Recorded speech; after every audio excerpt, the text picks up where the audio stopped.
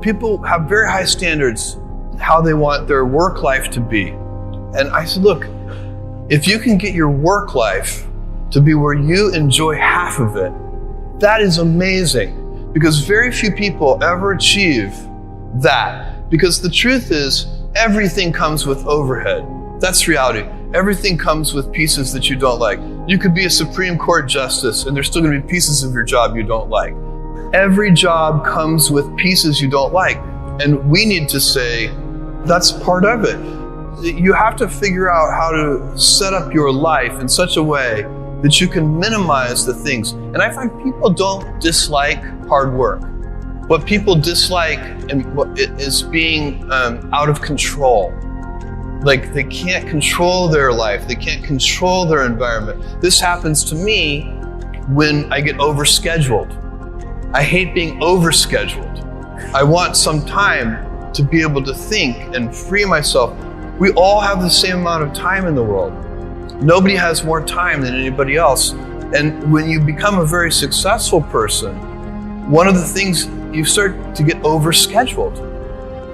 So a young person starting their career, I think there are probably a lot of things. Some of them are very well known and people have heard them many times. They're still true. One of those that you should always focus on, a young person should find something that they're passionate about to do.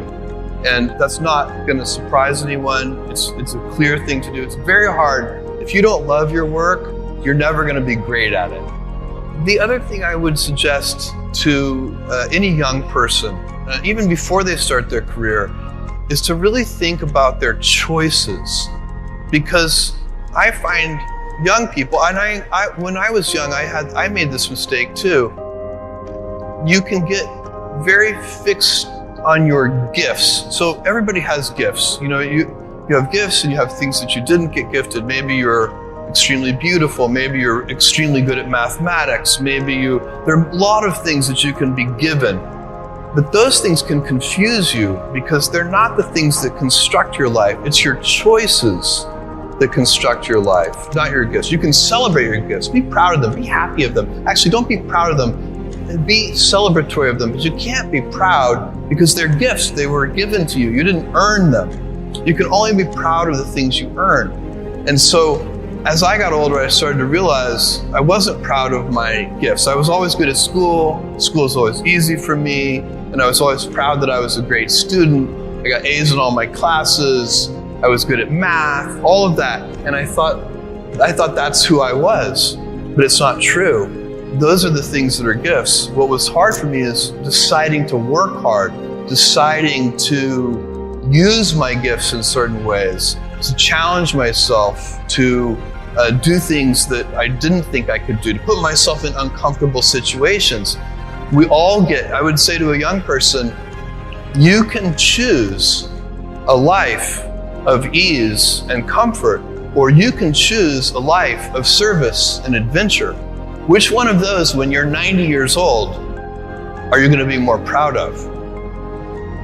My advice would be the same for any kind of entrepreneur, and that is make sure that you are focused on something you're passionate about.